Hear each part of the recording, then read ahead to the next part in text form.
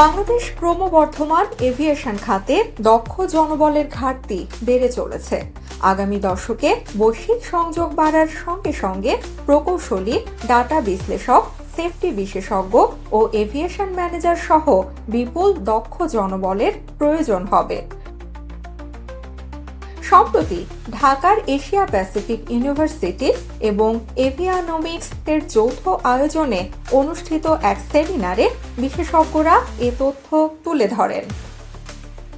Aviation বিশেষজ্ঞ প্রশান্ত কুমার চক্রবর্তী জানান, দেশের অবকাঠামোগত উন্নয়ন, বিশেষ করে হযরত শাহজালাল আন্তর্জাতিক বিমানবন্দরের সম্প্রসারণ এবং কক্সবাজার বিমানবন্দরের আন্তর্জাতিকরণ খাতটির গুরুত্ব আরও বাড়িয়ে দিয়েছে।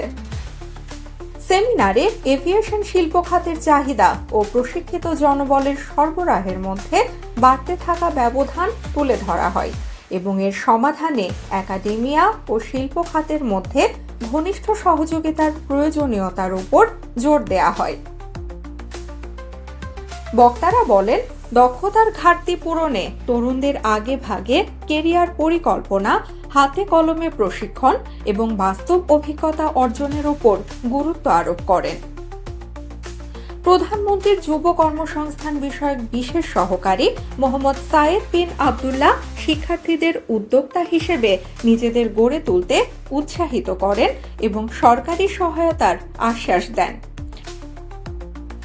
Asia Pacific University board chairman KM Mujibul Haque জানান, ব্যবহারিক প্রশিক্ষণ, সার্টিফিকেট কোর্স ও প্লেসমেন্ট সহায়তার কথা উল্লেখ করে জানান যে এভিয়েশন ম্যানেজমেন্টের নতুন কোর্স চালুর পরিকল্পনা রয়েছে। সেমিনারে ইউপি ও এভিয়ানোমিক্স যৌথভাবে প্রশিক্ষণ, গেস্ট লেকচার সহায়তা ও ইন্টার্নশিপের ঘোষণাও প্রদান করা হয়। 300 এর বেশি শিক্ষার্থী ও পেশাজীবী সেমিনারে অংশ নেন।